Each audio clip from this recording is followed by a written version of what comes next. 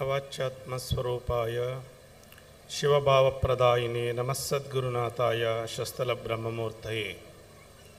ಪ್ರಥಮತಃ ಕ್ಷೇತ್ರನಾಥನಾದಂತಹ ಸೋಮನಾಥೇಶ್ವರನಲ್ಲಿ ಅಣೆಬಿಡಿದು ನನ್ನ ದೀಕ್ಷಾ ಗುರುಗಳು ಯುಗಕಂಡ ಸಂತ ಶತಮಾನದ ಸನ್ಯಾಸಿ ಸಿದ್ಧಗಂಗೆಯ ಲಿಂಗೈಕ್ಯ ಪರಮಪೂಜ್ಯ ಡಾಕ್ಟರ್ ಶಿವಕುಮಾರ ಶಿವಯೋಗಿಗಳನ್ನು ಎನ್ನ ರನ್ಮನದಲ್ಲಿ ಸ್ಮರಿಸಿಕೊಂಡು ಧಾರ್ಮಿಕ ಕಾರ್ಯಕ್ರಮದಲ್ಲಿ ಆಗಮಿಸಿ ನಮ್ಮೆಲ್ಲರಿಗೂ ಆಶೀರ್ವಾದವನ್ನು ಉಣಬಡಿಸಿದಂತಹ ಪರಮಪೂಜ್ಯ ಶ್ರೀ ಶ್ರೀ ಬ್ರಹ್ಮಾನಂದ ಸರಸ್ವತಿ ಮಹಾಸ್ವಾಮೀಜಿಗಳಲ್ಲಿ ಅನಂತ ಶರಣಾರ್ಥಿಗಳನ್ನು ಸಮರ್ಪಿಸುತ್ತಾ,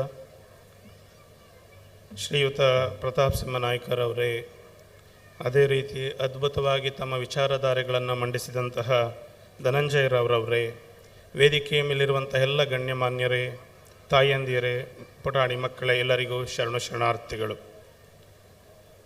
ನಮ್ಮಲ್ಲಿ ಒಂದು ಮಾತನ್ನು ಅದ್ಭುತವಾಗಿ ಹೇಳ್ತಿರ್ತಾರೆ, ಮನೆಗೆ ಹಿರಿಯ ಮಗನಾಗಬಾರದು, ವೇದಿಕೆಗೆ ಕಡೆಯ ಭಾಷಣಕಾರನಾಗಬಾರದು ಅಂತ. ಏನಕ್ಕೆ ಅಂದರೆ ಇವೆರಡು ಬಹಳ ಜವಾಬ್ದಾರಿಯುತ ಕೆಲಸಗಳು. ನೀವೆಲ್ಲ ನೋಡಿರ್ಬೋದು, ಯಾರಿಗೆ ಬೈದರೂ ಮನೆ ಹಿರಿಯ ಮಗನಿಗೆ ಬೈತಾರೆ. ನಿನಗೆ ಜವಾಬ್ದಾರಿ ಇಲ್ವಾ, ಮನೆ ಹಿರಿಯ ಮಗನಾಗಿದ್ಯಾ ಅಂತ. ವೇದಿಕೆಯ ಕಡೆಯ ಭಾಷಣಕಾರನ ಕಷ್ಟ ಏನಪ್ಪ ಅಂತಂದರೆ, ಮೊದಲ ಭಾಷಣ ದೈವದ ಭಾಷಣ ಅಂತ ಕರೀತಾರೆ. ಎಷ್ಟು ಚಂದ ಮಾತನಾಡಿದ್ರು ಸ್ವಾಮಿಗಳು ಅಂತ. ನಮ್ಮ ಉಪನ್ಯಾಸಕರು ಬಹಳ ಅದ್ಭುತವಾಗಿ ಎರಡನೇ ಭಾಷಣವನ್ನು ಮನುಷ್ಯ ಭಾಷಣ ಅಂತ ಕರೀತಾರೆ. ಕಡೆಯ ಭಾಷಣಗಳನ್ನ ಏನಂತ ಕರೀತಾರೆ ಅಂದರೆ ಭೂತ ಭಾಷಣಗಳು ಅಂತ. ಅಯ್ಯೋ ಸ್ವಾಮಿ ಬೇಗ ಮುಗಿಸ್ರಿ ರೀ, ಟೈಮ್ ಆಯಿತು ಅಂತ ಯೋಚನೆ ಮಾಡ್ತಿರ್ತಾರೆ. ಅದರಿಂದ ನಾನು ಹೆಚ್ಚು ತೆಗೆದುಕೊಳ್ಳಿಕ್ಕೆ ಹೋಗಲ್ಲ ಸಮಯವನ್ನು.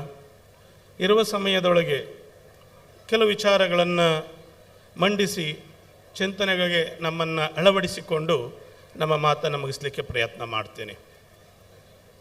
ದಾರ್ಶನಿಕರು ಒಂದು ಕಡೆ ಒಂದು ಮಾತನ್ನು ಹೇಳ್ತಾರೆ, ಆಕಾಶದಿಂದ ಬಿದ್ದ ಮಳೆ ಹನಿಯನ್ನು ಬೊಗಸೆಯಲ್ಲಿ ಹಿಡಿದು ಕುಡಿದರೆ ತನ್ನ ದಾಹವನ್ನು ಮಾತ್ರ ತೀರಿಸುತ್ತದೆ. ಅದೇ ಹನಿ ಕೆರೆಯಲ್ಲೋ ಬಾವಿಯಲ್ಲೋ ಬಿದ್ದಿದ್ದರೆ ಲಕ್ಷ ಜನರ ದಾಹವನ್ನು ಪರೆಯುತ್ತದೆ. ತಾಯಿಯ ಎದೆ ಹಾಲು ತನ್ನ ಕಂದನಿಗೆ ವರ್ಷಗಳ ಕಾಲ ಪರೆದರೆ ಅದೇ ಹಾಲು ಆಕಳ ಕೆಚ್ಚಲಲ್ಲಿ ಬಂದು ಸಾಯುವವರೆಗೆ ಪರೆಯುತ್ತದೆ. ಒಂದು ಬರಡು ನೆಲದಲ್ಲಿ ಒಂದು ಅದ್ಭುತವಾದ ಕ್ಷೇತ್ರ ಪ್ರಕಟಗೊಂಡರೆ ಆ ನೆಲವೆಲ್ಲ ಕಲ್ಯಾಣವಾಗುತ್ತದೆ. ಎಷ್ಟು ಅದ್ಭುತವಾದ ಮಾತು ನೋಡಿ. ನನಗೆ ಇಲ್ಲಿ ಬರಬೇಕಾದ್ರೆ ಆಗಲೇ ನಮ್ಮ ದಯಾನಂದ್ರವರು ಮಾತನಾಡ್ತಾ ಧನಂಜಯರವರು ಭಾಳ ಚಂದ ಹೇಳಿದ್ರು, ನಾವೇನಾದರೂ ಆಕಾಶದಿಂದ ಬಿದ್ದ ಮಳೆಯ ನೀರನ್ನು ನನ್ನ ಬೊಗಸೆಯಲ್ಲಿ ಹಿಡಿದು ಮಾತ್ರ ನಾನು ಕುಡಿತೀನಿ ಅಂತಂದರೆ ಅದು ನನ್ನ ದಾಹವನ್ನು ಮಾತ್ರ ತೀರಿಸುತ್ತದೆ. ಅದೇನಿ ಬಾವಿಯಲ್ಲೋ ಕಟ್ಟೆಯಲ್ಲೋ ಕೆರೆಯಲ್ಲೋ ಬಿದ್ದರೆ ಲಕ್ಷ ಜನರ ದಾಹವನ್ನು ಪರೆಯುತ್ತದೆ. ತಾಯಿ ಎದೆ ಹಾಲು ತನ್ನ ಕಂದನಿಗೆ 1 ವರ್ಷ 2 ವರ್ಷ ಕುಡಿಸ್ಬೋದು ತಾಯಿ ತನ್ನ ಎದೆ ಹಾಲನ್ನು. ಅದೇ ಹಾಲು ಆಕಳ ಕೆಚ್ಚಲಲ್ಲಿ ಬಂದು ನನ್ನ ಸಾಯುವ ಕಡೆಯ ಕ್ಷಣದವರೆಗೂ ನನ್ನನ್ನು ಕಾಪಾಡ್ಕೊಂಡು ಹೋಗ್ತಿರ್ತೈತೆ. ಒಂದು ಬರಡು ನೆಲದಲ್ಲಿ ಒಂದು ಕ್ಷೇತ್ರ ಪ್ರಕಟಗೊಂಡರೆ, ಇಲ್ಲೇನಾದರೂ ಇವತ್ತು ಏನು ಸೋಮನಾಥೇಶ್ವರ ಇಲ್ಲದೇ ಇದ್ರೆ ನಾವು ಯಾರೂ ಬರ್ತಿರಲಿಲ್ಲ. ಇಲ್ಲಿ ಎಲ್ಲ ನಮ್ಮ ಪಾಡಿಗೆ ನಾನು ಮನೇಲಿ ಇರ್ತಿದ್ದೋ. ನಮ್ಮದು ಇಲ್ಲಿಂದ ಒಂದು 300 ಕಿಲೋಮೀಟ್ರ್ ದೂರದಲ್ಲಿ ನನ್ನ ಪಾಡಿಗೆ ನನ್ನ ಮಕ್ಕಳ ಜೊತೆ ಇರ್ತಾ ಇದೆ. ಆದರೆ ಇವತ್ತು ಒಂದು ಬರಡು ನೆಲದಲ್ಲಿ ಒಬ್ಬ ಸೋಮನಾಥ ಪ್ರಕಟಗೊಂಡಿದ್ದರಿಂದ ಇಷ್ಟು ಸಾವಿರಾರು ಜನ ಶ್ರದ್ಧಾವಂತ ಹಿಂದೂಗಳು ಬಂದು ಸೇರಿದ್ದೇವೆಲ್ಲ. ಇದು ನಿಜವಾದ ಕಲ್ಯಾಣದ ಕಾರ್ಯಕ್ರಮ ಅಂತ ಹೇಳಿದ್ರೆ ತಪ್ಪಾಗಲಿಕ್ಕಿಲ್ಲ. ಆಗ್ಲಿಂದ ಎಲ್ಲ ಮಾತನಾಡಿದ್ರು, ಅದ್ಭುತವಾಗಿ ಮಾತನಾಡಿದ್ರು. ನಮ್ಮ ಗುರುಗಳರವರು ಧನಂಜಯರವರು ಬಹಳ ಚಂದ ಭಾಷಣ ಮಾಡಿದ್ರು. ಹಿಂದೂ ಧರ್ಮದಲ್ಲಿ 3ಕ್ಕೆ ಅತಿ ಹೆಚ್ಚಿನ ಪ್ರಾಶಸ್ತ್ಯವನ್ನು ಕೊಡ್ತೀವಿ ನಾವು. ಒಂದು ಅರ್ಚನೆ, ಒಂದು ಅರ್ಪಣೆ, ಇನ್ನೊಂದು ಅನುಭವ ಅಂತ. ಯಾಕೆ ನಮ್ಮನ್ನು ಯತಿಗಳನ್ನು ಕರೆಸಿ ಮಾತನಾಡ್ತಾರೆ? ಭಾಳ ಒಳ್ಳೊಳ್ಳೆ ಉಪನ್ಯಾಸಕರಿದ್ದಾರೆ ಮಾತನಾಡಲಿಕ್ಕೆ. ಯಾಕೆ ಯತಿಗಳನ್ನು ಕರೆಸಿಸ್ಬೇಕು ಧಾರ್ಮಿಕ ವೇದಿಕೆಗಳಿಗೆ? ಅರ್ಚನೆ ಅಂತಂದರೆ ದೇವಸ್ಥಾನದ ಒಳಗೆ ನಡೆಯುವಂಥ ಪೂಜೆಗಳು ಮನಸ್ಸಿಗೆ ನೆಮ್ಮದಿಯನ್ನು ಕೊಡುತ್ತದೆ, ಕಣ್ಣಿಗೆ ಆನಂದವನ್ನು ಕೊಡುತ್ತದೆ. ಆದರೆ ಅದು ಪೂಜೆ ಮುಗಿಯುವವರೆಗೆ ಮಾತ್ರ ಅಷ್ಟೇ. ಅರ್ಪಣೆ, ಇವತ್ತು ನಾನು ವಿನ್ಸನ್ ಮ್ಯಾನರ್ ಹೋಟೆಲ್ ಹೋಗಿ 2,000 ರೂಪಾಯಿನ ಒಂದು ಬಫೆ ಊಟ ಮಾಡಿದ್ರೆ 2 ದಿವಸ ನನ್ನ ಹೊಟ್ಟೆಲಿರೋಲ್ಲ. ಮಧ್ಯಾಹ್ನ 2 ಗಂಟೆಗೆ ಊಟ ಮಾಡಿದ್ರು 8 ಗಂಟೆಗೆ ನಮ್ಮ ಅವ್ವ ಮಾಡಿದ ರೊಟ್ಟಿ ಊಟ ಮಾಡಲೇಬೇಕು ನಾನು. ಅಂದರೆ ಅನುಭವ ಯಾವುದಪ್ಪ ಅಂತಂದರೆ ತನ್ನನ್ನು ತಾನು ಬದಲಾಯಿಸಿಕೊಳ್ಳುವುದೇ ಅನುಭವ. ಏನು ಅನುಭವ ಅಂತಂದರೆ, ಹೀಗೆ ಯಾರೋ ಒಬ್ಬ ಗುರುಗಳ ಬಳಿ ಶಿಷ್ಯ ಸೇವಾ ಮಾಡ್ಕೊಂಡಿದ್ದಂತೆ. ನಿತ್ಯ ಗುರುಗಳು ಕೇಳೋನಂತೆ, ಗುರುಗಳೇ ಶಿವಾನುಭವ ಹೇಳಿ ಉಪದೇಶ ಮಾಡಿ, ಗುರುಗಳೇ ಉಪದೇಶ ಮಾಡಿ ಅಂತ. ಗುರುಗಳು ನಾಳೆ ಉಪದೇಶ ಮಾಡ್ತೀನಿ, ನಾಡಿದ್ದು ಉಪದೇಶ ಮಾಡ್ತೀನಿ, ಹೀಗೆ 16 ವರ್ಷಗಳ ಕಾಲ ಕಳೀತು. ಕಡೆಗೊಂದು ದಿವಸ ಬಂದ, ರೇ ಗುರುಗಳೇ, ಇವತ್ತು ಉಪದೇಶ ಮಾಡ್ತಿರೋ ಮಾಡಲ್ವೋ? ನಮ್ಮ ಟಿ ವಿಲಿ ಗುರೂಜಿಗಳು ಬರ್ತಾರೆ, ಈಗೆಲ್ಲ ನೋಡಿದ್ರಲ್ಲ ನಮ್ಮ ಮೌದಿಯರು ಬೆಳಗ್ಗೆ 8 ಗಂಟೆ ಕರೆಕ್ಟಾಗಿ ಟಿ ವಿ ಟ್ಯೂನ್ ಮಾಡಿರ್ತಾರೆ. ಏನಾದರೂ ಆ ವೇಳೆಗೆ ಅತಿಥಿ ಮನೆಗೆ ಬಂದರೆ ಅವನ ತಿಥಿ ದೇವೋ ಭವ ಏನಕ್ಕೆ ಅಂತಾರೆ, ನಮ್ಮ ಮೌದಿಯರೆಲ್ಲ ಭವಿಷ್ಯ ಕೇಳೋದ್ರಲ್ಲಿ ಬಹಳ ಬ್ಯುಸಿ ಆಗಿಬಿಟ್ಟಿರ್ತಾರೆ. ನಮ್ಮ ಭಾರತೀಯ ಸಂಸ್ಕೃತಿಯಲ್ಲಿ ಬಂದಿದ್ದು ಅತಿಥಿ ದೇವೋ ಭವ. 8 ಗಂಟೆಗೆ ಅತಿಥಿ ಮನೆಗೆ ಬಂದರೆ ಅವನ ತಿಥಿ ದೇವೋ ಭವ ಆಗೋಗಿರ್ತಾನೆ. ನೋಡಬೇಕು ದುರಂತಗಳು ಹೇಗಿರ್ತೈತೆ ಅನ್ನೋದಕ್ಕೆ ಅವ್ರಿಗೊಂದು ಫೋನ್ ಮಾಡ್ತಾರೆ, ಗುರುಗಳೇ ನನಗೂ ನನ್ನ ಗಂಡನಿಗೂ ಯಾಕೋ ಹೊಂದಾಣಿಕೆ ಆಗ್ತಾ ಇಲ್ಲ, ಅದಕ್ಕೊಂದು ಶಾಂತಿದೇನಾದರೂ ಪೂಜೆ ಹೇಳಿ. ಅವ್ರು ಇಷ್ಟುದ್ದ ಶಾಂತಿ ಪೂಜೆಗಳು ಹೇಳ್ತಾರೆ, ಅವನು ತಿಥಿ ಆಗ್ಬೇಕು ಆ ಪೂಜೆಗಳೆಲ್ಲ ಮಾಡಿಸೋಷ್ಟೊತ್ತಿಗೆ. ನಾನು ಒಂದು ಮಾತಿನ ಹೇಳ್ತೀನಿ ಕಣ್ರವ್ವ, ಆ 2 ಗಂಟೆ ಆ ಜ್ಯೋತಿಷ್ಯವನ್ನು ಕೇಳೋ ಬದಲು 2 ಗಂಟೆ ನಿಮ್ಮ ಗಂಡನ ಪಕ್ಕ ಕುತ್ಕೊಂಡು ಮಾತನಾಡಿ ಎಲ್ಲ ಶಾಂತಿಗಳು ಆಗೋಗಿರ್ತೈತೆ. ಏನಕ್ಕೆ ಅಂದರೆ ನಾವು ಜಗತ್ತಿನಲ್ಲಿ ಎಲ್ಲಿ ನಂಬಿಕೆ ಕಳ್ಕೊಳ್ತಾ ಇದ್ದೀವಿ ಅಂತಂದರೆ ನಮ್ಮ ಪ್ರೀತಿಸೋರ್ ಬಳಿ ನಮ್ಮ ನಂಬಿಕೆ ಕಳ್ಕೊಳ್ತಾ ಇದ್ದೀವಿ ಹೊರತು 3ನೇ ವ್ಯಕ್ತಿಗಳನ್ನ ನಾವು ನಂಬಿಕೆ ಶುರು ಮಾಡಿದ್ದೀನಿ. ಅದಕ್ಕೆ ಭಾಳ ಸರಿ ಹೇಳ್ತಾ ಇರ್ತೀನಿ, ಜಗತ್ತಿನಲ್ಲಿ ನಿಮ್ಮ ಪ್ರೀತಿಸುವವರನ್ನು ಮಾತ್ರ ನಂಬಿ, ಕಣ್ಣಿಗೆ ಕಾಣದವರನ್ನೆಂದೂ ನಂಬಬೇಡಿ. ಏನಕ್ಕೆ ಅಂತಂದರೆ ಜಗತ್ತಿನಲ್ಲಿ ತ್ಯಾಗದ ಪ್ರತೀಕವಾಗಿ ತಾಯಿ, ನಿಸ್ವಾರ್ಥದ ಪ್ರತೀಕವಾಗಿ ತಂದೆ, ಶಿಕ್ಷೆಯ ಪ್ರಮಾಣವಾಗಿ ಗುರುವಾಗಿರ್ತಾನಂತೆ. ಇವರುಗಳನ್ನು ಮಾತ್ರ ನಾವು ಜಗತ್ತಿನಲ್ಲಿ ನಂಬೇಕಂತೆ. ಹಾಗೆ ಶಿಷ್ಯ ಕೇಳ್ದ, ಗುರುಗಳೇ ನೀವು ಇವತ್ತು ಉಪದೇಶ ಮಾಡದೆ ಹೋದರೆ ನಾನು ಟಿ ವಿ ಗುರುಗಳು ತಗೋ ಉಪದೇಶ ತೆಗೆದುಕೊಂಡ್ಬಿಡ್ತೀನಿ. ಓ ತಡೆಯಪ್ಪ, ಇವತ್ತು ಶಿಷ್ಯ ಹೊರಟೋಗ್ತಾನೆ ಅಂದ್ಬಿಟ್ಟು, ಬಾರಪ್ಪ ನಾನೊಂದು ಕೆಲಸ ಹೇಳ್ತೀನಿ, ಆ ಕೆಲಸವನ್ನು ನೀನು ಪೂರ್ಣ ಮಾಡಿದ್ರೆ ನಿನಗೆ ಉಪದೇಶ ಮಾಡ್ತೀನಿ. ಹೇಳಿ ಗುರುಗಳು, 10 ವರ್ಷ ನಿಮ್ಮ ಸೇವಾ ಮಾಡಿದ್ದೀನಿ, ನೀವು ಹೇಳೋ ಒಂದು ಕೆಲಸ ನಾನು ಮಾಡೋಲ್ವಾ? ಏನಿಲ್ಲ, ನಮ್ಮ ಮಠದ ದನದ ಕೊಟ್ಟಿಗೆಯಲ್ಲಿ ಸಗಣಿ ಹಾಕ್ಲಿಕ್ಕೆ ಒಂದು ಮಂಕ್ರಿ ಅಂತ ಮಡಗಿರ್ತಾರೆ. ನಮ್ಮ ಭಾಗದಲ್ಲೆಲ್ಲ ಹಳೆ ಮೈಸೂರು ಪ್ರಾಂತ್ಯದಲ್ಲಿ ಮಂಕ್ರಿ ಅಂತ ಕರೀತಾರೆ. ಈ ಬಿದಿರಲ್ಲಿ ಅದನ್ನು ಎಣ್ದಿರ್ತಾರೆ. ನಾವು ಸಹಜವಾಗಿ ಏನಪ್ಪ ಮಾಡ್ತೀವಿ ಅಂತಂದರೆ ಬೆಳಗ್ಗೆ ಎದ್ದು ಕೊಟ್ಟಿಗೆ ಎಲ್ಲ ಕ್ಲೀನ್ ಮಾಡಿ ಆ ಸಗಣಿಯನ್ನೆಲ್ಲ ತುಂಬಿಕೊಂಡು ಎಲ್ಲೋ ನಮ್ಮ ಹೊಲದ ಬಳಿ ಒಂದು ತಿಪ್ಪೆ ಗುಂಡಿ ಇರ್ತೈತೆ, ತೆಗೆದುಕೊಂಡೋಗಿ ಹಾಕ್ತಿರ್ತೀವಿ. ಗುರುಗಳು ಹೇಳ್ತಾರೆ, ನಮ್ಮ ಮಠದ ದನದ ಕೊಟ್ಟಿಗೆಯಲ್ಲಿರುವ ಸಗಣಿ ಮಂಕ್ರಿ ತೆಗೆದುಕೊಂಡು ಕೊಂಡಿರ್ತೀವಿ. ಸಹಜವಾಗಿ ನಮ್ಮ ಹಳೆ ಮೈಸೂರು ಪ್ರಾಂತ್ಯದಲ್ಲಿ ಸ್ವಾಮೀಜಿಗಳನ್ನು ಬುದ್ಧಿಯವರು ಅಂತ ಕರೀತಾರೆ. ಬುದ್ಧಿಯವರು ಅಂದರೆ ಬಹಳ ಬುದ್ಧಿವಂತರು ಅಂತ ಅರ್ಥ ಅವ್ರ ಲೆಕ್ಕದಲ್ಲಿ. ಗುರುಗಳು ಹೇಳ್ತಿದ್ದಾಗ ಅವನು ಯೋಚನೆ ಮಾಡಲಿಲ್ಲ. ಸಗಣಿ ಮಂಕ್ರಿಯನ್ನು ತೆಗೆದುಕೊಂಡ ಬಾವಿಗೆ ಹಗ್ಗ ಕಟ್ಟಿದ, ಬಿಡ್ತಾ 10 ಸಾರಿ ಮುಳುಗಿಸ್ತಾ ಎದ್ದಿಸ್ತಾ. ಆಗ ಅವ್ರಿಗೊಂದು ಫ್ಲ್ಯಾಶ್ ಆಯಿತು, ಕೊಡದಲ್ಲಿ ನೀರು ತೆಗಿಬೋದು, ಯಾರಾದರೂ ಮಂಕ್ರಿ ನೀರು ಎಳಿಲಿಕ್ಕೆ ಸಾಧ್ಯನಾ? ಅದುವರೆಗೂ ಬುದ್ಧಿಯವರೇ ಅಂತ ಕರಿತಾ ಇದ್ದಾನೋ, ರೇ ಸ್ವಾಮಿಗಳೇ ಬರೀಲಿ ಅಂತ ಕರೆದ. ಏನಕ್ಕಪ್ಪ? ಏನ್ರಿ 10 ವರ್ಷ ನನ್ನ ಜೀವನ ಹಾಳು ಮಾಡ್ಕೊಂಬಿಟ್ನಲ್ರಿ ನಿಮ್ಮ ಬಳಿ ಸೇವೆ ಮಾಡಿ, ಯಾರಾದರೂ ಮಂಕ್ರಿ ನೀರು ಎಳಿಲಿಕ್ಕೆ ಸಾಧ್ಯನೇನ್ರಿ? ಒಂದು ಕೊಡದ ನೀರು ಎಳಿಬೋದು ಬಾವಿಯಿಂದ. ಆಗ ಗುರುಗಳು ಕೇಳ್ತಾರೆ, ನಾನು ನಿನಗೆ ಏನು ಹೇಳ್ದೆ ಹೇಳಪ್ಪ, ಸ್ವಲ್ಪ ವಯಸ್ಸಾಗೋಯ್ತು. ಏನು ಕೇಳಿದ್ರೆ ಮರವು ಸಹಜವಾಗಿ. ಏನಿಲ್ಲ ಗುರಪ್ಪ, ಇವತ್ತು ಉಪದೇಶ ಮಾಡ್ತೀನಿ, ನಮ್ಮ ಮಠದ ದನದ ಕೊಟ್ಟಿಗೆಯಲ್ಲಿರುವ ಆಕಳ ಸಗಣಿಯಿಂದ ಹೂವಿನ ಗಿಡಗಳಿಗೆ 50 ಮಂಕ್ರಿ ನೀರು ಎಳಿಲಿಕ್ಕೆ ಹೇಳಿದ್ರಿ. ಮತ್ತು ನಾನು ನಿನಗೆ ಆಕಳ ಸಗಣಿ ಮಂಕ್ರಿ ಹೇಳ್ದೆ, ನೀನು ಯಾವುದೋ ಹೊಸ ಮಂಕ್ರಿ ಎಳೆದ್ಬಿಟ್ಟಿದ್ಯಾ? ಆಗ ಶಿಷ್ಯ ಹೇಳ್ತಾನೆ, ಗುರುಗಳೇ ಅದು ಬಾವಿಗೆ ಬಿಟ್ಟಾಗ ಆಕಳ ಸಗಣಿಯ ಮಂಕ್ರಿ ಆಗಿತ್ತು. ಆ ನೀರಿನ ಸಂಪರ್ಕದಲ್ಲಿ ನಮ್ಮ ಹಳಬ್ರುಗಳು ಈ ಭಾಗದಲ್ಲಿ ಚೆನ್ನಾಗಿ ಗೊತ್ತಿದೆ, ಬಿಂದಿಗೆ ಬಿಡ್ತಿದ್ದಂಗೆ ತುಂಬಿಕೊಳ್ಳಲ್ಲ, ಒಂದು ಅರ್ಧ ತುಂಬಾದ್ಮೇಲೆ ರಪ್ ಅಂತ ಎತ್ತೆತ್ತು ಬಿಡ್ತಾರೆ ಒಂದು 4 ಸರಿ ಬಾವಿ ಒಳಕ್ಕೆ. ಆಗ ಅದು ತುಂಬ ತುಂಬಿಕೊಳ್ಳ.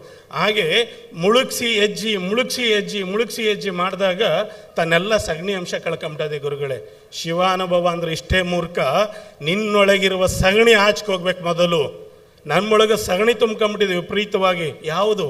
ನಾನು ಅನ್ನುವ ಸಗಣಿ ಎಲ್ಲಿ ಹೋಗ್ತಾ ಇತ್ತೋ ಅಲ್ಲಿ ಶಿವಾನುಭವ ಮಾತ್ರ ನಿಂತ್ಕೊಳ್ಳಿಕ್ಕೆ ಸಾಧ್ಯ. ಆ ಶಿವಾನುಭವ ಯಾಕೆ ತೆಗೆದುಕೊಳ್ಬೇಕಪ್ಪ ಅಂತಂದರೆ ಗುರುಮುಖೇಣ ಶಿವಾನುಭವವನ್ನು ಪಡ್ಕೊಳ್ಬೇಕು.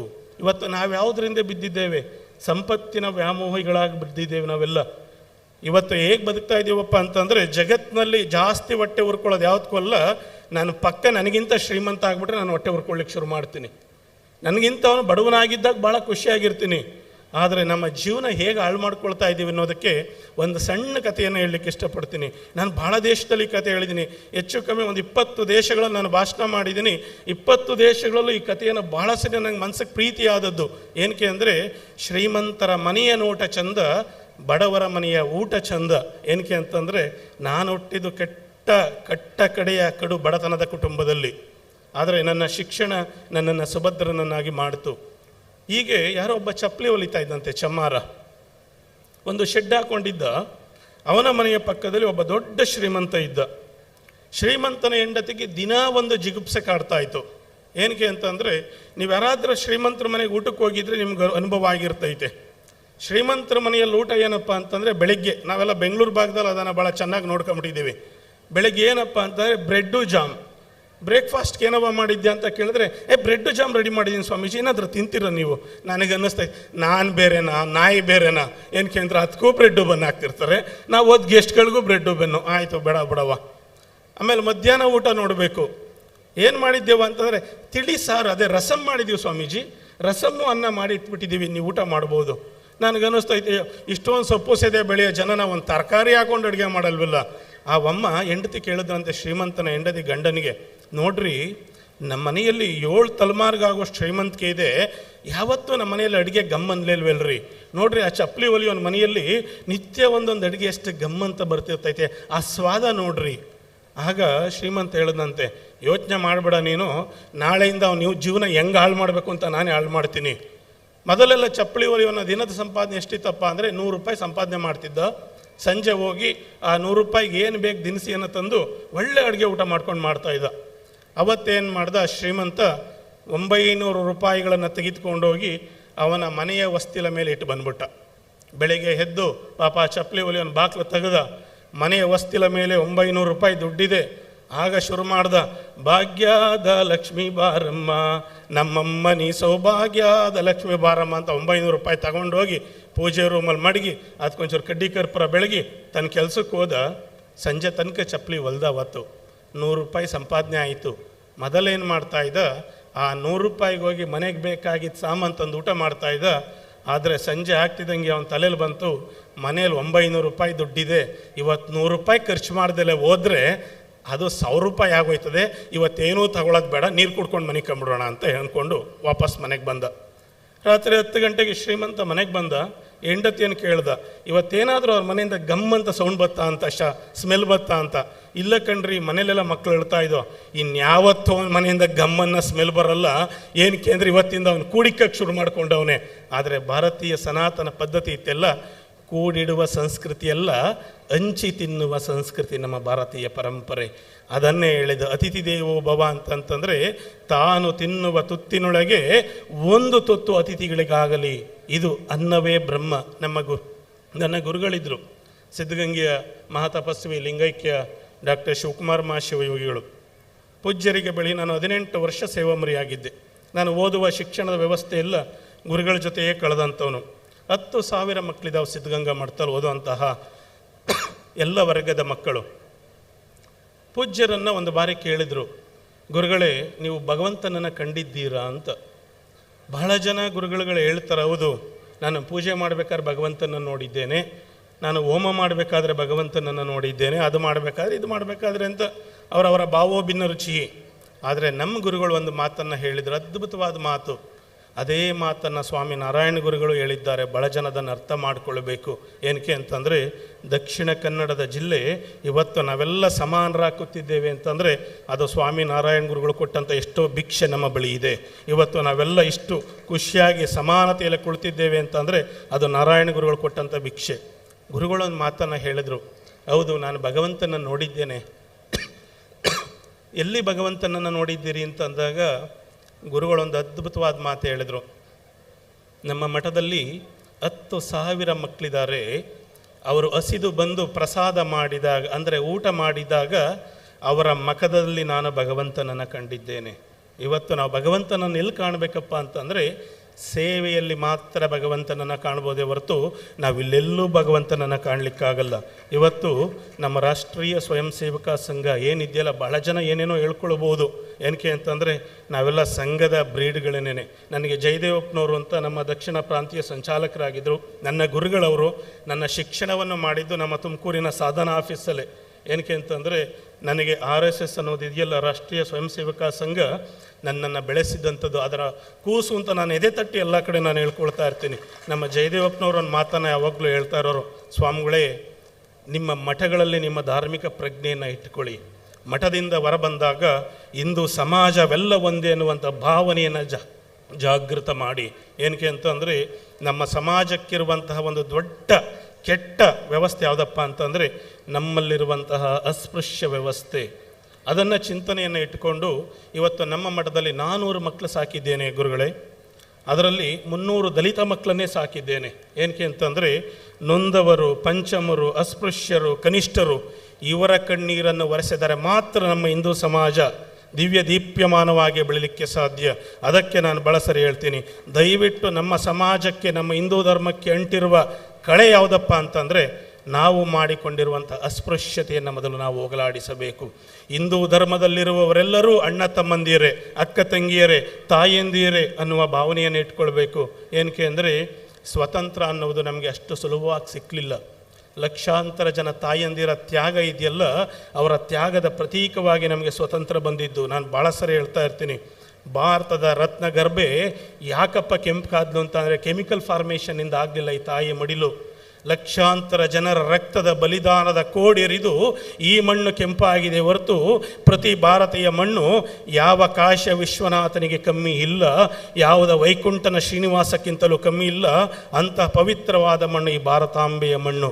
ಅಂಥ ಮಣ್ಣಲ್ಲಿ ನಾವು ನಿಂತ್ಕೊಂಡಾಗ ಈ ಮಣ್ಣಿನ ಕಣಕಣ ನನಗೆ ಮಣ್ಣಾಗಿರುವುದಿಲ್ಲ, ಲಿಂಗವಾಗಿರ್ತೈತೆ. ನಿಮ್ಗೊಂದೆರಡು ಘಟನೆಯನ್ನು ಹೇಳಲಿಕ್ಕೆ ಇತಿಹಾಸದಲ್ಲಿ ಇಷ್ಟಪಡ್ತೀನಿ. ಏನಕ್ಕೆ ಅಂದರೆ ಬಹಳ ಜನ ಯುವಕ ಮಿತ್ರರಿದ್ದೀರ, ನಾವೆಲ್ಲ ಏನಾಗೋಗಿದ್ದೇವಪ್ಪ ಅಂತಂದರೆ ಒಂಥರ ಐಫೋನ್ಸ್ಗಳು ಬಂದಿದ್ದಾವೆಲ್ಲ, 14+ ಮ್ಯಾಕ್ಸ್ ಅಂತ. 1.5 ಲಕ್ಷ ರೂಪಾಯಿಂದ ಐಫೋನ್ಸ್. ಅದು 1.5 ಲಕ್ಷ ರೂಪಾಯಿಂದ ಐಫೋನ್ ಇದ್ರೂ ಚಾರ್ಜರ್ ಮಾಡದೆ ಹೋದರೆ ಒಂದು ದಿವಸ ಆದಮೇಲೆ ಅದು ವೇಸ್ಟ್, ಡಸ್ಟ್ಬಿನ್ ಇಲ್ಲದೆ ಹೋದರೆ ಪೇಪರ್ ವೆಯ್ಟ್ ಆಗಿರ್ತೈತೆ. ನಮ್ಮ ಹಿಂದೂ ಸಮಾಜ ಹೇಗಪ್ಪ ಅಂತಂದರೆ ಟಾಪ್ ಆ್ಯಂಡ್ ಐಫೋನು, ಆದರೆ ಚಾರ್ಜ್ಗೆ ಹಾಕಿ ಪ್ಲಗ್ ಹಾಕೋದು ಆನ್ ಮಾಡೋದು ಮರ್ತುಬಿಟ್ಟಿದ್ದೀವಿ ನಾವು. ಬರೇ ಒಳ್ಳೆ ಪ್ಲಗ್ಗು ಚುಚ್ಚಿದ್ದೀವಿ, ಸ್ವಿಚ್ ಆನ್ ಮಾಡಿಲ್ಲ. ನಾವು ಅಂದ್ಕೊಂಡಿದ್ದು ಸ್ವಿಚ್ ಆನ್ ಮಾಡಿದ್ದೀವಿ ಅಂತ. ಆದರೆ ದುರಂತ ಏನಪ್ಪ ಅಂದರೆ ನಾವು ಸ್ವಿಚ್ ಆನ್ ಮಾಡೋದು ಮರ್ತು ಬಿಟ್ಟಿದ್ದೇವೆ. ಒಂದು ಘಟನೆ ಹೇಳ್ತೀನಿ, ಭಾಳ ಜನ ಯುವಕರು ಇಲ್ಲಿ ಕುಳಿತಿದ್ದೀರ. ನೀವೆಲ್ಲ ರಾಮ್ ಪ್ರಸಾದ್ ಬಿಸ್ಮಿಲ್ಲಾ ಅನ್ನೋ ಒಬ್ಬ ಹೋರಾಟಗಾರನ ಹೆಸರನ್ನು ಕೇಳಿರ್ಬೇಕು ಇತಿಹಾಸದಲ್ಲಿ. 23 ವರ್ಷ ವಯಸ್ಸಿಗೆ ಪೌಸಿ ಶಿಕ್ಷೆಗೊಳಗಾದಂಥ ಒಬ್ಬ ಹೋರಾಟಗಾರ, 23 ವರ್ಷಕ್ಕೆ ಗಲ್ಲಿಗೇರಿದಂಥ ಮಹಾನ್ ಸ್ವಾತಂತ್ರ್ಯ ಹೋರಾಟಗಾರ ಅವನು. ನಾಳೆ ಅವನನ್ನು ಗಲ್ಲಿಗಾಕೋಸೋದಿರ್ತೈತೆ. ಅವರವ್ವ ರಾಮ್ ಪ್ರಸಾದ್ ಬಿಸ್ಮಿಲ್ಲನನ್ನು ನೋಡ್ಲಿಕ್ಕೆ ಬರ್ತಾಳೆ. ಅವಳನ್ನು ನೋಡ್ತಿದ್ದಾಗೆ ರಾಮ್ ಪ್ರಸಾದ ಅಳಲಿಕ್ಕೆ ಶುರು ಮಾಡ್ತಾನೆ. ಆ ತಾಯಿ ಹೇಳ್ತಾಳೆ, ರಾಮ್ ಪ್ರಸಾದ ನೀನು ಅಳಬೇಡ ಕಣೋ, ಇವತ್ತು ನೀನು ಅಳ್ತಾ ಇರೋದು ಏನಾದರೂ ಹೊರಪ್ರಪಂಚಕ್ಕೆ ಗೊತ್ತಾದರೆ ರಾಮ್ ಪ್ರಸಾದ ಸಾವಿಗಂಜ್ ಅಳ್ತಾ ಇದ್ದ ಅಂತ ಆಡ್ಕೊಳ್ತಾರೆ. ಯಾವ ಸೂರ್ಯ ಮುಳುಗದ ಸಾಮ್ರಾಜ್ಯದ ವಿರುದ್ಧ ಕತ್ತಿ ಎತ್ತಿದಂಥ ಮಹಾಶೂರ ನೀನು, ಪುರುಷ ಸಿಂಹ ನೀನು ಸಾವಿಗಂಜ್ ಅಳಬಾರ್ದು ಅಂತಂದಾಗ ಅವನೊಂದು ಮಾತನ್ನು ಹೇಳ್ತಾನೆ. ಯಾಕೆ ಭಾರತೀಯ ತಾಯಂದಿರು ಎಷ್ಟು ಉತ್ಕೃಷ್ಟತೆ ಅನ್ನೋದಕ್ಕೆ ನನಗೆ ಈ ಮಾತು ಹೇಳ್ತಿರ್ತೀನಿ ಅಂತಂದರೆ, ಭಗವಂತ ಹೇಳ್ತಾನಂತೆ, ಎಲ್ಲೋ ಬಂದು ನನ್ನನ್ನು ಹುಡುಕಬೇಡ, ನಿಮ್ಮವ್ವನ ಪಾದವನ್ನು ಎತ್ತಿ ನೋಡು, ಆ ಅವ್ವದ ಪಾದದ ಕೆಳಗೆ ನಾನು ಕುಳಿತಿರ್ತೇನೆ ಅಂತ ಸ್ವಯಂ ಭಗವಂತ ಉಪನಿಷತ್ನಲ್ಲಿ ಹೇಳಿದ್ದಾನೆ. ನಾವೆಲ್ಲೆಲ್ಲೋ ಹೋಗಿ ದೇವರನ್ನು ಹುಡುಕ್ತಿರ್ತೀವಿ, ಆದರೆ ನಮ್ಮ ಅವ್ವನ ಪಾದ ಹೆಂಗದೆ ಅಂತ ನಮ್ಗೆ ಗೊತ್ತಿರೋಲ್ಲ. ಆದರೆ ನಮ್ಗೆ ಬೇಕಾದವ್ರ ಪಾದಗಳೆಲ್ಲ ಚೆನ್ನಾಗಿ ನೋಡ್ಕೊಂಡಿರ್ತೀವಿ ನಾವು. ಹಾಗೆ ಆ ತಾಯಿ ಹೇಳ್ತಾಳಂತೆ, ರಾಮ್ ಪ್ರಸಾದ ಅಳಬೇಡ ಕಣೋ ಅಂತಂದಾಗ ಅವನೊಂದು ಮಾತನ್ನು ಹೇಳ್ತಾನೆ, ಅವ್ವ ನಾನು ಸಾವಿಗಂಜಿ ಅಳ್ತಿಲ್ಲ ಕಣೆ, ಇರೋ ಒಬ್ಬ ಮಗ ನಾಳೆ ಸಾಯ್ತಾನೆ ಅಂತ ನಿನಗೆ ಗೊತ್ತಿದೆ, ನನಗೆ ಆಶೀರ್ವಾದ ಮಾಡ್ಲಿಕ್ಕೆ ಬಂದಿದ್ದೆಲ್ಲ, ನಿನ್ನಂಥ ತಾಯಿ ಹೊಟ್ಟೆಲಿ ಹುಟ್ಟಿದ್ದೇನೆಲ್ಲ ಆ ಆನಂದ ಬಾಷ್ಪ ಬರ್ತಿದೆ ಹೊರತು ನಾನು ಸಾವಿಗೆ ಯಾವತ್ತೂ ಅಂಜಿ ಅಳ್ತಾ ಇಲ್ಲ. ಆ ತಾಯಿ ಪ್ರಮಾಣ ಮಾಡಿಸ್ಕೊಳ್ತಾಳೆ. ನಾಳೆ ತನ್ನ ಮಗ ಸಾಯ್ತಾನೆ ಅಂತ ಗೊತ್ತಿದೆ, ಆ ತಾಯಿ ಪ್ರಮಾಣ ಏನು ಮಾಡಿಸ್ಕೊಳ್ತಾಳೆ, ರಾಮ್ ಪ್ರಸಾದ ನಾಳೆ ನಿನಗೆ ಗಲ್ಲಿಗೆ ಹಾಕಬೇಕಾದ್ರೂ ನಿನ್ನ ಬಾಯಲ್ಲಿ ಒಂದೇ ಮಾತರಂ ಬರಬೇಕು, ನಾನು ಜೈಲಿನ ಹೊರಭಾಗದಲ್ಲಿ ನಿಂದು ಕೇಳಿಸ್ಕೊಳ್ಬೇಕು. ಎಷ್ಟು ಆ ತಾಯಿ ಇಚ್ಛಾಶಕ್ತಿ ಇತ್ತರಿ. ಆ ತಾಯಿ ಅದ್ಭುತವಾದ ಸಂಕಲ್ಪ ಶಕ್ತಿ ಎಷ್ಟಿತ್ತು. ತನ್ನ ಮಗ ನಾಳೆ ಸಾಯ್ತಾದಾನೆ ಅನ್ನೋದು ಗೊತ್ತಿದೆ, ಅಂಥ ಸಾಯುವ ಮಗನ ಕಡೆಯ ವಾಯಿಸು ಸುದ ಏನಾಗಿರಬೇಕು, ಒಂದೇ ಮಾತರಂ ಆಗಿರಬೇಕು. ಇವತ್ತು ನಾವೆಲ್ಲ ಹೋಗ್ತಾ ಇದ್ದೀವಿ, ನಮ್ಮ ಚಿಂತನೆಗಳೆಲ್ಲ ಹೋಗ್ತಾ ಇದ್ದಾವೆ, ನಮ್ಮ ಯುವಕ ಮಿತ್ರರೆಲ್ಲ ಹೋಗ್ತಾ ಇದ್ದಾರೆ. ನಾನು ಭಾಳ 4 ಥರದ ಯುವಕರನ್ನು ನೋಡ್ತಾ ಇದ್ದೀನಿ ಇವತ್ತು. ಒಂದು ಭೂತಕಾಲದ ಯುವಕ ಮಿತ್ರರು ಇರ್ತಾರವರು, ಅಯ್ಯೋ ಆ ಕಾಲ ಹಂಗಿತ್ತಂತೆ, ಈ ಕಾಲ ಹಿಂಗಿತ್ತಂತೆ, ಆ ಕಾಲ ಭಾಳ ಚೆನ್ನಾಗಿತ್ತಂತೆ. ಇನ್ನೊಂದು ಇರ್ತಾರೆ, ಇನ್ನು ಕೆಲವರು ಏನಪ್ಪ ಅಂತಂದರೆ ಈ ಗಾಡ್ ಫಾದರ್ ಶಿಷ್ಯರುಗಳಿರ್ತಾರೆ. ನಮ್ಮ MLA ಬಂದ್ಬಿಡ್ಲಿ ಸರಿ, ನನ್ನ ಶಕ್ತಿ ಏನು ಅಂತದ್ದು, ಇವನಿಗೆ ಶಕ್ತಿ ಇಲ್ಲ, ಅವ್ರ MLA ಬಂದು ಏನು ಶಕ್ತಿ ಕೊಡ್ತಾನೆ? ಅದಕ್ಕೆ ಈ ಥರ ಯುವಕರು ನಮಗೆ ಬೇಕಾಗಿಲ್ಲ. ಇನ್ನು ಭವಿಷ್ಯದ ಬಗ್ಗೆ ಯೋಚನೆ ಮಾಡುವಂಥವ್ರು. ನಮ್ಮ ಗುರುಗಳು ಹೇಳಿದ್ದಾರೆ, 5ನೇ ಮನೆಗೆ ನನಗೆ ಗುರು ಬರಲಿ, ಗಜಕೇಸರಿ ಯೋಗ ಬರ್ತೈತೆ, ಆ ಯೋಗ ಬತ್ತಿದಂಗೆ ನಾನು ತೋರಿಸ್ತೀನಿ ಏನು ಅಂತ. ಅಯ್ಯೋ ಯಾವ ಗಜಕೇಸರಿ ಯೋಗ ಬರ್ತದೋ ಗೊತ್ತಿಲ್ವೋ ನನಗೆ, ಆದರೆ ನಮಗೆ ಕಡೆಯ ಥರದ ವರ್ಗದ ಯುವಕರು ಬೇಕು. ತನಗೆ ತಾನೇ ರೋಲ್ ಮಾಡಲ್, ಯಾರ ಹಂಗೂ ಇಲ್ಲ, ನನಗೆ ಯಾರ ಹಂಗಿರಬೇಕಪ್ಪ ಅಂತಂದರೆ ಧರ್ಮದ ಹಂಗಿರಬೇಕು.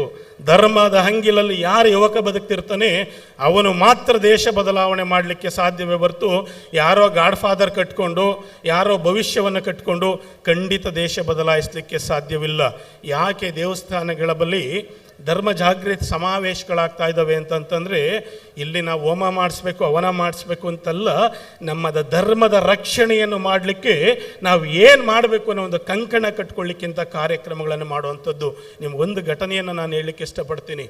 ವೀರ್ ಸಾವರ್ಕರ್ ಅವರು ನನ್ನ ಹೀರೋ ಅಂತ ಯಾರಾದರೂ ಇದ್ದರೆ ನಾನು ಸಾವರ್ಕರ್ ಅತಿ ಜಗತ್ತಿನಲ್ಲಿ ಪ್ರೀತಿಸುವಂಥದ್ದು. ನಾನು 12 ಜ್ಯೋತಿರ್ಲಿಂಗಗಳನ್ನು ನೋಡಿದ್ದೇನೆ. ಆದರೆ ಎಲ್ಲ ಜ್ಯೋತಿರ್ಲಿಂಗಗಳಿಗಿಂತ ನನಗೆ ಪ್ರಿಯವಾದ ಜಾಗ ಯಾವುದಪ್ಪ ಅಂತಂದರೆ, ಹೋದ ವರ್ಷ ಕಾಲಾಪಾನಿಗೆ ಹೋಗಿದ್ದೆ. ನಾನು 2 ದಿವಸ ಕಾಲಾಪಾನಿಯಲ್ಲೇ ಇದ್ದೆ. ಆ ಕೊಠಡಿಯನ್ನು ನೋಡಬೇಕು. ಭಾಳ ಜನ ಹೇಳ್ತಿರ್ತಾರೆ ನಾನು ದೇಶಕ್ಕೋಸ್ಕರ ಜೈಲಿಗೆ ಹೋಗಿದ್ದೆ ಅಂತ. ಆರಾಮಾಗಿ ಒಳ್ಳೆ AC ರೂಮಲ್ಲಿ ಕುಳಿತುಕೊಂಡಿರ್ತಾರೆ ಹೊರತು ಏನಾದರೂ ಅವ್ರು ಅರ್ಧ ದಿವಸ ಕಾಲಾಪಾನಿ ಒಳಗೆ ಇದ್ದುಬಿಟ್ಟಿದ್ರೆ ಅವ್ರು ನಾನು ದೇಶನೇ ಬೇಡ ಏನು ಬೇಡ ಅಂತ ಬಿಟ್ಟೋಡೋಗ್ಬಿಡ್ತಿದ್ರೇನೋ. ಸಾವರ್ಕರ್ ಅವರು ಬ್ರಿಟನ್ಗೆ ಹೋಗ್ತಾರೆ. ಅಭಿನವ ಭಾರತ ಸಂಘಟನೆ ಅಂತ ಒಂದು ಸಂಘಟನೆ ಕಟ್ಕೊಳ್ತಾರೆ. ಆ ಸಂಘಟನೆಯ ಮುಖ್ಯ ಉದ್ದೇಶ ಸ್ವತಂತ್ರ ಭಾರತದ ಸಂಕಲ್ಪವನ್ನು ಕಟ್ಟುವಂಥ ಶಕ್ತಿ ಇರ್ತೈತೆ ಆ ಸಂಘಟನೆಗೆ.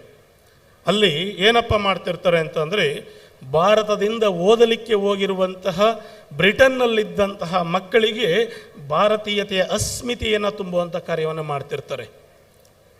ಒಂದು ಬಾರಿ ಅಲ್ಲೇ ಮದನ್ ಲಾಲ್ ಧಿಂಗ್ರಾ ಅಂತ ಒಬ್ಬ ಹುಡುಗ, ಬಂಗಾಳದ ಹುಡುಗ, 18 ವರ್ಷ, ದೊಡ್ಡ ಶ್ರೀಮಂತನ ಮಗ.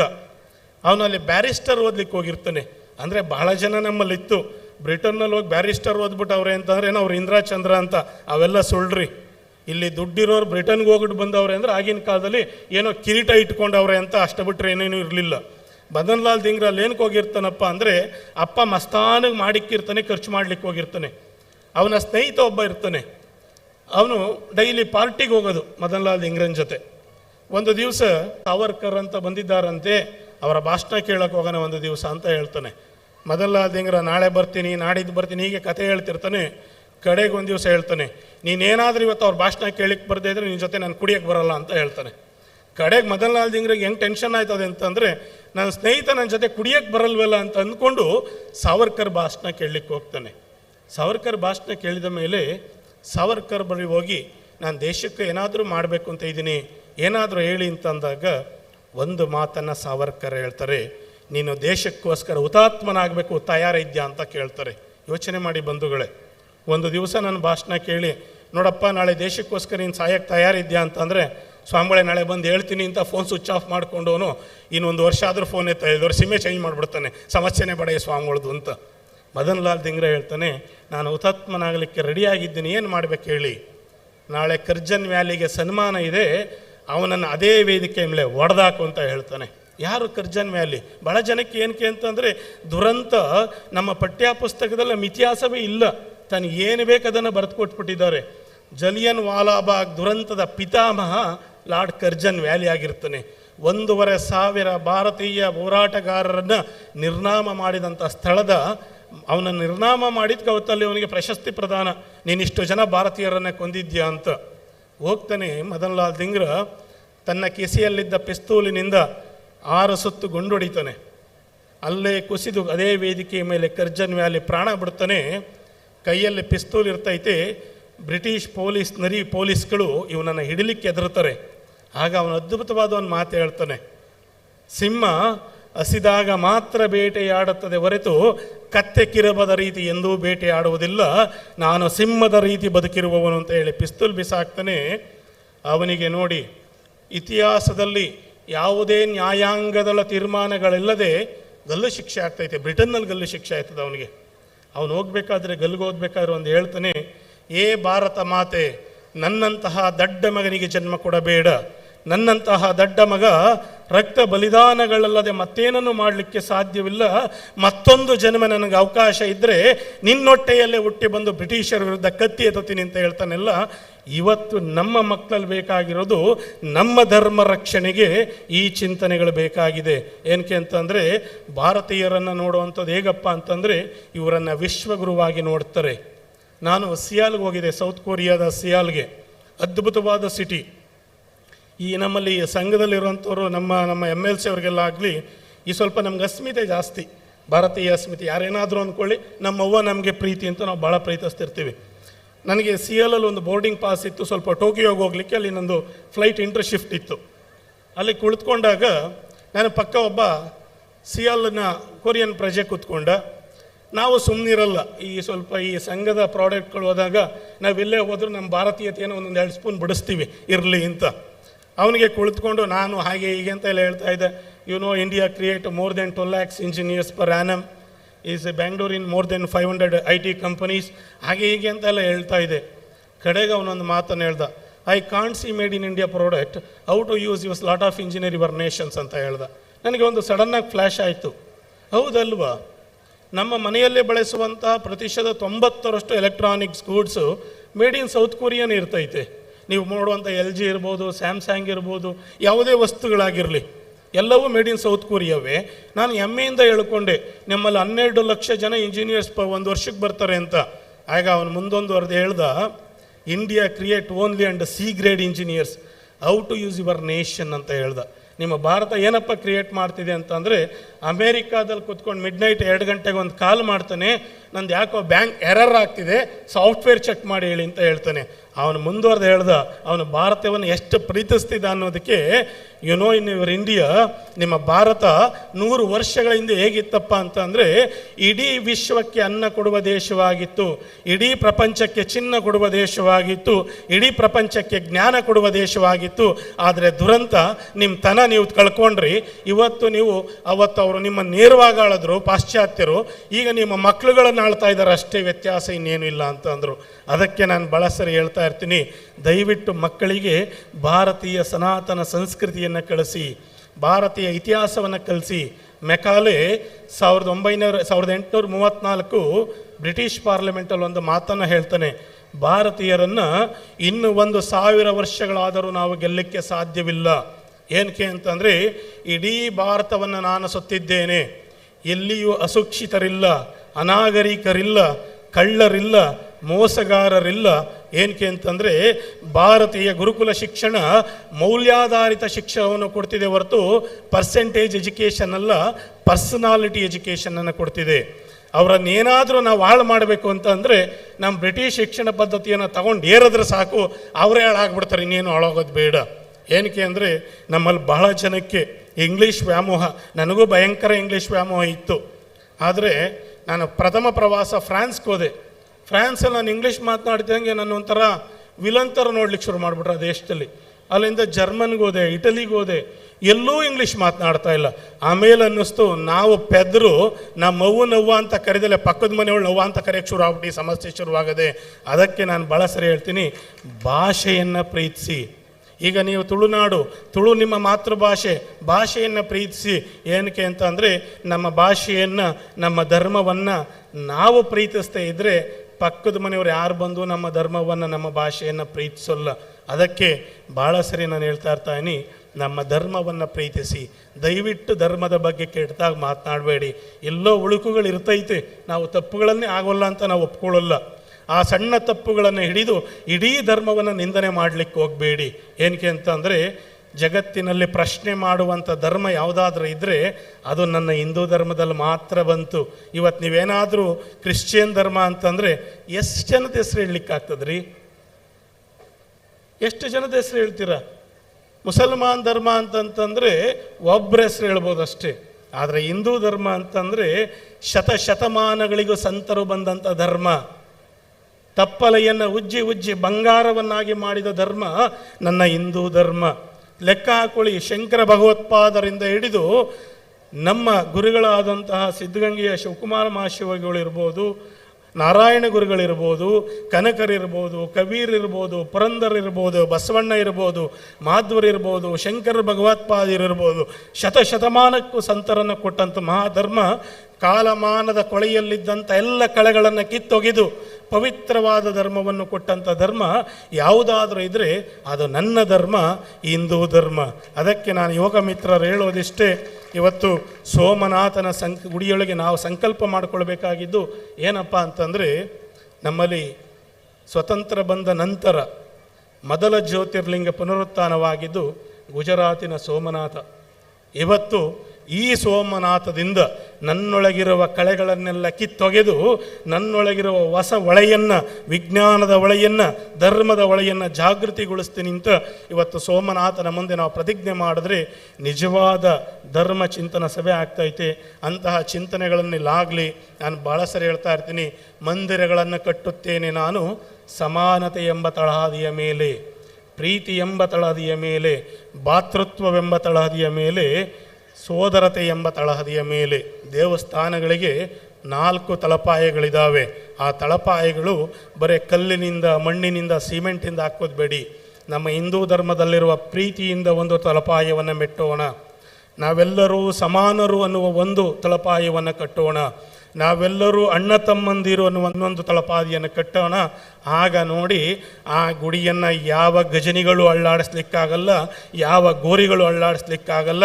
ಏನಕ್ಕೆ ಅಂತಂದರೆ ಅದು ನಮ್ಮ ಒಗ್ಗಟ್ಟಿನ ಶಕ್ತಿಯಾಗಿರ್ತೈತೆ. ಅಂತಹ ಒಗ್ಗಟ್ಟನ್ನು ಆ ಸೋಮನಾಥ ನಮ್ಮೆಲ್ಲರಿಗೂ ಕರುಣಿಸ್ತಿ ಅಂತ ಹೇಳ್ತಾ, ನನ್ನ ಮಾತುಗಳಲ್ಲಿ ಏನಾದರೂ ತಪ್ಪುಗಳಿದ್ದರೆ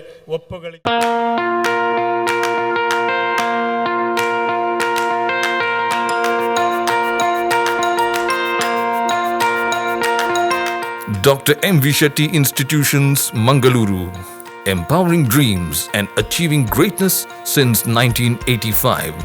Dr. M.V. Shetty College prides itself in its history of 38 years.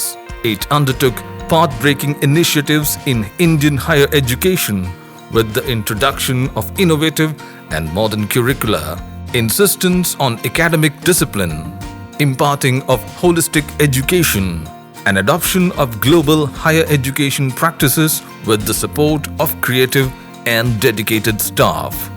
First private college in Karnataka offering diverse healthcare programs, offers you multiple of courses.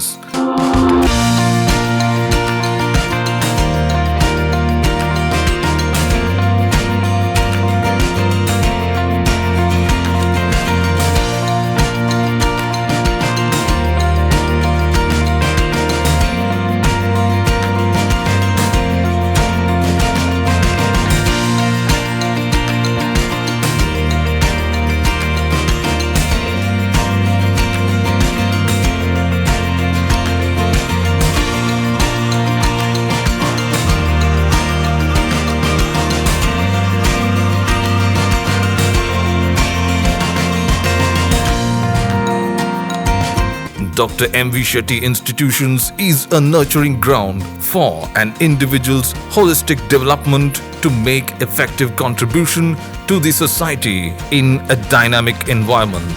Dr. M.V. Shetty Institutions, Kavur Road, Vidyanagar, Mangaluru, Karnataka, 575013. Contact 0824 248 1048, 0824 248 1096. Website www.mvshettycolleges.edu.in.